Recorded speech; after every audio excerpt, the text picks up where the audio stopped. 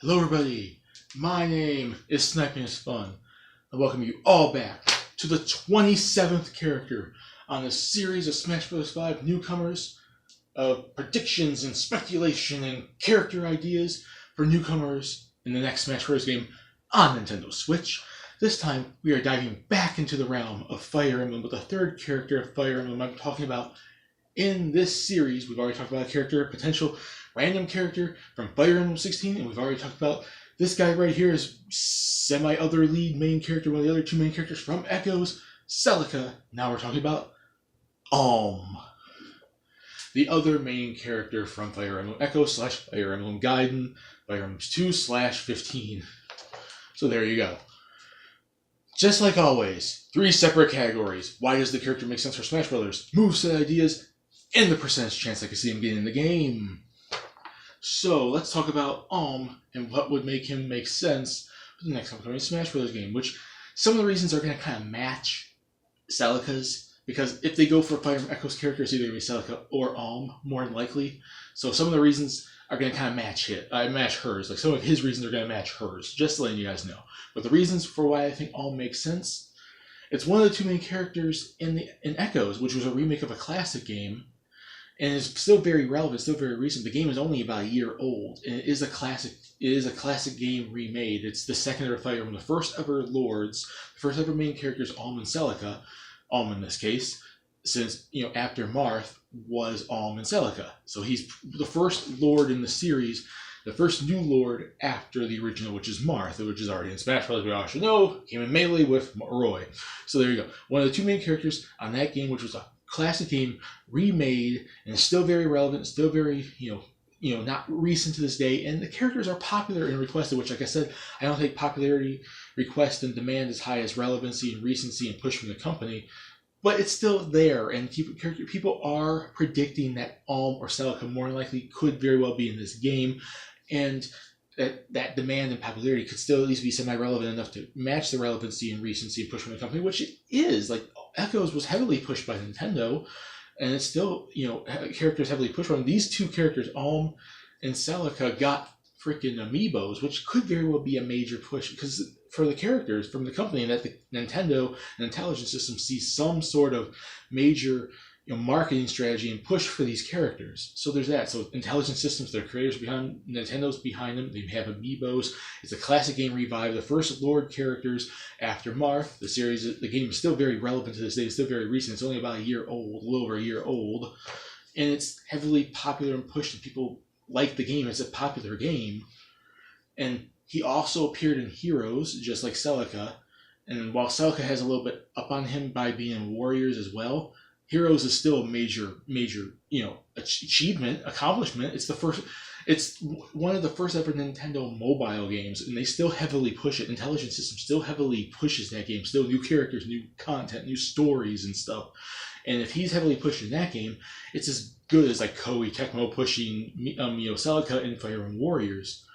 And like I said, it's a classic revived. It's a classic series revived. This game is still very relevant. He's in Heroes. He has an amiibo. He's at least a very likely chance to be the next Fire Emblem newcomer we get in. It's going to happen. We get a new Fire Emblem newcomer every single Smash Brothers since Melee. So someone's going to jump on board, whether it's Alm or Celica or someone from Fire Emblem 16 or 2 of those characters or whatever. We always get at least one newcomer. So it's guaranteed we're going to get someone. We just don't know who it's going to be or who they are going to be if they pick multiple ones.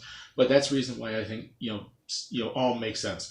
Echoes is still very relevant, still very recent, still heavily pushed by Nintendo. He's in Heroes. It's a classic series revived, and people want him. So there you go. Moveset ideas. Now the smash attacks. All Fire Emblem characters seem to always have a sword swinging smash attack, and his main weapon is a sword, so I have to give that to him. The difference is he has 2 swords I can use for this game that really will at least diversify his moveset a little bit. He has the Falchion, which is Marth's sword. We have at least a couple characters in the game that have Falchions already, and he has the Royal Sword. And before I even get into special attacks, I want to mention this. Special attacks, standard B special attack, switches out the Royal Sword and the Falchion, which slightly changes up how he fights with the sword. So it gives him a slightly different moveset by having 2 different sword movesets, 2 different smash attacks. He has the Falchion and he has the Royal Sword. And The Falchion is going to be more a damage-based sword, more like causing damage and hitting opponents, while the Royal Sword is more like a combo-based sword, which is almost the same thing as causing damage, but those singular swipes from the Falchion cause more damage. The Royal Sword just allows you to get into a little bit more combo range. So basically the smash attacks are going to be sword swings, standard, jabs with swords, swinging downwards, swinging sideways, uppercutting with a sword, charging sword, whatever, standard, Marth, Roy, and Lucina stuff. Especially because he used the Falchion, he would at least have some similarities to them. Not saying that makes him a clone, but I'm saying he's going to take some similarities because he's going to swing his sword any which way like Corrin and Ike and Marth and Lucina and Robin all do. There's only so many ways you can swing a sword, but even then, they're not clones. They're not the same.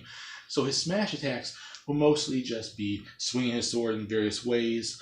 And if you have the fault, it's like I said, switching the weapons is kind of like how you switch the arts, switch the different modes of the Monado for Shulk and Smash Bros. 4. Either you're going to use the Falchion or you're going to use the Royal Sword. The Royal Sword is more of a combo-heavy sword. The Falchion is more of a damage-based sword. And if you can learn how to do your combo with the Royal Sword, you probably could do just as much damage as the Falchion. So it's like you use the Royal Sword if you want to catch your opponent in combos, and use the Falchion if you just want to use a standard swinging method where the swings themselves, regardless of how much combos you do or not, just do heavy damage. But you probably can't do as many combos as you can with the Royal Sword, because the Royal Sword is technically above the Falchion in the game, but at the same time the Falchion is the classic sword, so it's a little bit stronger, it's a little more iconic, so you get the more damage to the classic sword, while the Royal Sword, that's the main sword for him in the game, outside of obviously the Falchion, gets more combo heavy stuff because he can do like multiple hits with that sword. So it's like that's why I gave it the combo heavy, because in the game you technically do more, multiple hits in one attack with that than with the Falchion. So there you go. And then outside of the special, and then we get into specials. Outside of being able to switch the weapon with B, standard B. It's just the standard pressing B that switches them in and out. The rest of it is a bow, which is a different thing to the Fire Emblem character. We haven't had a Fire Emblem character that has used a bow yet, even though multiple characters in the Fire Emblem series can use bows. Lucina can use bows, and other Fire Emblem characters use multiple weapons. We just haven't seen it referenced in Smash Brothers yet. But I'd say he has different types of bows. He has the Killer Bow, he has the Iron Bow, he has the Parthia. So I'd say basically you don't switch out the bows like the swords. The swords will be his big different switchable thing, so it makes sense not to do that. But the bow is just different types of bow shots, and the bow shots reference the different types of bow and arrows the bows he can get in the game. So the Parthia, Iron Bow, Killing Bow. If you charge up, you probably do the Killing Blow shot. Standard would be Iron Bow. Maybe up, down, left, right would basically be like the Parthia. So different types of bow shots he does with those bows would be the different arrow and the different directional paths for the B button. So there you go. So get this right. The smash attacks would just be standard sword swings, but it depends on what sword you have equipped, what sword you have switched in at the time. The special attacks switch the swords, the Falchion and the Royal Sword, and you also could use bow and arrow. So that's his special difference between you being different from Lucina, Roy, and Marv and whatnot. He might be similar in sword swings, but he won't be different in special attacks, which would be focusing a lot on a bow and arrow type moveset attack base. The final smash, third category in here for this special attacks, for his moveset based stuff, would be the Shen scale. Hoping I pronounced that right. It's his ultimate attack. Like how I gave the Ragnarok to Celica, I'm giving the Shen scale to him, which is his ultimate attack. His basic, special, super ultimate attack he gets at the end of the game. Like his best attack he can use is called and I'm hopefully I'm pronouncing it right, the Shen scale, which is basically, if you've ever seen the trailer of the game, even, it's that jumping attack he does. You've seen it. He basically is going to drop down his shield, because he does use a shield too, so that's his big difference too, is he uses a shield with his sword. He drops down his shield, he takes out his sword, he's like, holds it in front of him, he gets like this giant laser beam thing coming out of his sword, and then he just jumps up forward and just slashes this beam sword that's like probably at least twice his size down on the stage in front of him, hitting any opponent that's in his way, massive damage. They get probably sent flying off the stage. And it has at least a medium bit of range, so it's like he could be standing here, and he could probably he jumps to about this distance. This is him, this is where he jumps down on. So at least as long as you can get out of his range, you don't get hit by it. but it has a decent range and probably a decent range when he hits down effective range of explosion. You have to still try to be as far away from him as possible because the knockback from the explosion of him jumping down and hitting the stage could still very well hit you if you're not too far away from him. But yeah, the Shen scale is something that I would give for his final smash. Giant energy sword, drops down shield, holds it in front of him, does a little quote, jumps up, laser beam, to the stage. Explosions, people send flying off the stage. There you go. Now we get to the third category. The percentage chance I can see him getting in. And I'm giving him the same percentage chance I see that I gave, if you watched my video before about Celica, I'm giving the same range, the same percentage as I gave Celica. I gave her an 85%, I'm giving him an 85%. He's still very likely, he is as evenly likely for an Echoes rep as she is. So they can go either way. They can go with Celica or they can go with Alm. And they're below, obviously, the Fire Emblem 16 character, which I gave like a 90-95%. Because I'm thinking they might want to advertise that big new home console HD Fire Emblem.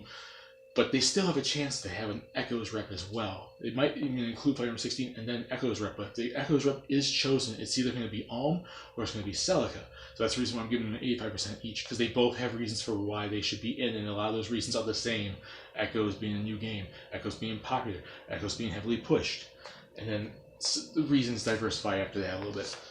But I'm giving him an 85% chance because I still think he's a very likely chance. He's not as likely as some Fire Emblem characters, like them picking a Fire Emblem 16 character, but he is as evenly likely to Celica as he is to being below the Fire Emblem 16 character. But I think 85% chance is a good range for him because they might choose him, but he's not more likely than Celica. He's as likely at even base right there. And that's it for my roster. That's it for my video on character number 27. Put in the comment section what you think. Do you guys like the moveset idea? Do you like the Shen scale being his final smash? Being able to switch it between the Royal Sword and the Falchion and all that stuff? What moveset would you give him? What reasons do you think he should make sense again? Do you think 85% chance is a good percentage? Do you think it should be higher? Do you think it should be lower? Put in the comment section what you guys think. And stay tuned for character number 28. When we jump back into the champions of Breath of the Wild. We've already talked about Rivali.